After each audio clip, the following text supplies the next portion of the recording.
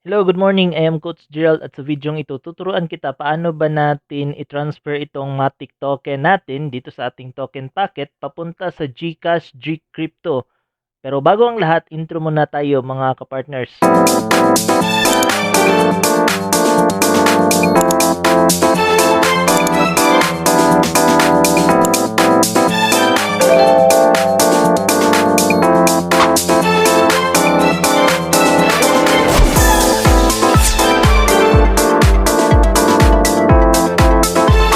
Okay partner, yung una mong gagawin dito para ma-transfer mo ang iyong Matic token dito sa iyong token packet, kailangan open mo muna yung GCash mo. Okay?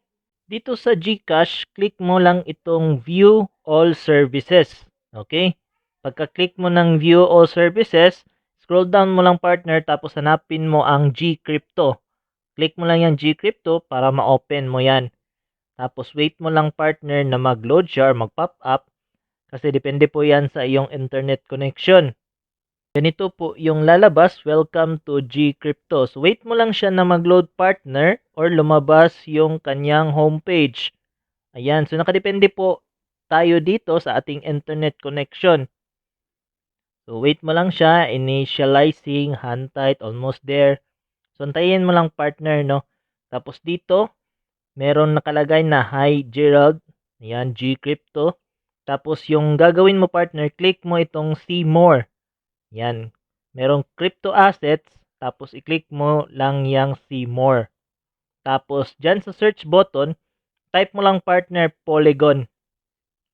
Okay, ayan. Type natin ang Polygon. Tapos click natin itong Polygon Matic.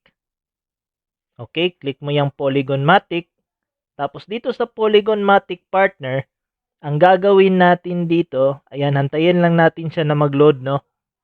Yung gagawin mo dito partner, i-click mo lang itong receive. Kasi kukunin mo ang iyong wallet address, Polygon Matic address ng iyong GCrypto. Ayan, click mo lang yung receive. Tapos dito, merong Matic address. So, click mo lang yung copy address to clipboard.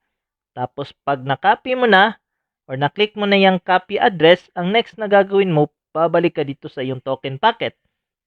Ngayon, ang step naman na gagawin mo, click mo lang yung Matic, tapos click mo itong transfer. Okay? Ayan, click mo pa yung transfer na nakalagay dyan sa itaas. Tapos dito sa receiver partner, paste mo dito yung wallet address. Ayan. Tapos sa amount, pwede mo i-click agad yung all. Tapos click mo itong confirm. Okay? Tapos yan, click mo lang yung continue. Tapos click mo itong confirm payment. Tapos sa verify password, type mo lang yung password mo. Okay? Halimbawa, password mo 1234567 Ayan. So nakalagay submission to a transfer. So wait mo lang siya na ma-proceed partner. Okay, pending pa siya, no? Tapos ang gagawin mo, ayan, pwede mo i-refresh yan. Tapos balik ka dito sa iyong GCash. Ayan, click mo lang itong back na button. Tapos click mo lang yung back. Ayan, back mo lang yan partner. Tapos dito sa homepage ng GCrypto, ang gagawin mo partner, refresh mo lang siya. Ayan, refresh mo lang siya partner. Tapos, ang mangyayari partner, halimbawa, kung merong error na nakalagay, ayan, something went wrong. Click mo lang yung okay. Tapos, wait mo lang yung mga, ayan, meron nakalagay, unable to load crypto asset. Tapos, meron pang maintenance daw. Pero, ang gagawin mo lang dito partner, huwag ka lang mangamba, pwede mo yan i-close. Okay? Close mo lang yung GCrypto, yung GCash mo. Tapos, i-open mo ulit partner. Okay, balikan mo yung GCrypto mo. Ayan, open mo GCash mo. Tapos, proceed ka agad sa iyong GCrypto. Ayan, so wait mo lang siya na mag-load. Kasi nakadepende po ito sa iyong internet connection. So, ayan partner, yung lalabas, welcome to GCrypto. So, wait mo lang yan na mag-load partner. Tapos, ayan, loading GCrypto. So, dito partner, kailangan malakas yung internet connection mo kung gusto mo siya ng mabilis mag-pop up. Yung homepage ng GCrypto. Ayan. So, welcome to GCrypto. Ayan, hi Gerald. Tapos dito partner, pumasok na yung Matic token natin galing sa token packet. Ngayon, ang gagawin mo partner, i-click mo itong Matic Polygon. Ayan. Pagkatapos mo maklik ang Matic Polygon partner, wait mo lang siya na mag-load.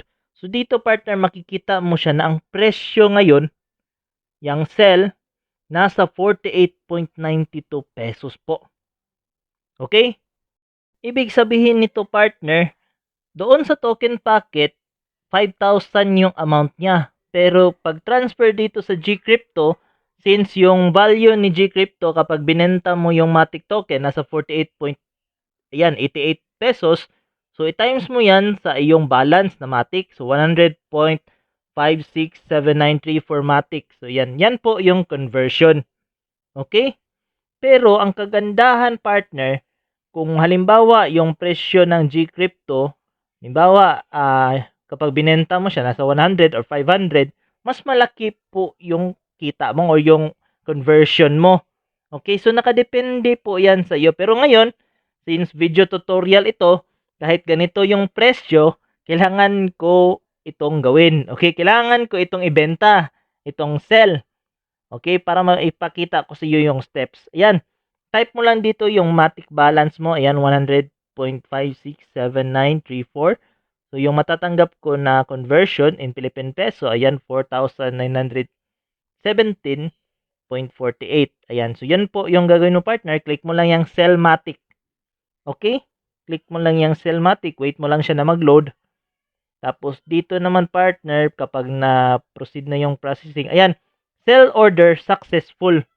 Okay, ganun lang po kadali yung steps. Tapos ang gagawin mo, click mo lang yung back to Gcrypto. So ngayon, nasa trading wallet mo na siya. Okay, hindi pa yan diretso papasok sa yung GCash, pero diretso po yan papasok sa yung trading wallet. Ngayon, ang gagawin mo partner, click mo lang yung withdraw na button. Tapos dito, enter mo yung amount, yung gusto mong ipasok sa iyong GCash. Ayan, 4,917.49. Tapos click mo lang yung continue. Wait mo lang siya na mag-load partner. Okay? Tapos dito partner, merong isi-send sa iyo na authentication code sa iyong email address. Ganito po yung lalabas partner kapag successful na po siya. Okay? You have transferred funds to your GCash wallet. Ngayon, ang gagawin mo, click mo lang yung back to Gcrypto. Tapos, click mo lang yung back na button partner. Open mo yung homepage ni GCash. So, ayan. Diretso po siya papasok sa iyong GCash partner. So, ganun lang po yung steps dito. Paano tayo mag-transfer ng Polygon Matic from token packet to GCash via Gcrypto. Okay, and I hope partner na natulungan kita paano gagawin yung proseso, yung steps. And I hope partner na nakatulong talaga itong video sa iyo. And share this video also sa lahat ng mga tao na gusto ding matuto. So, yan lang po. Have a great day po.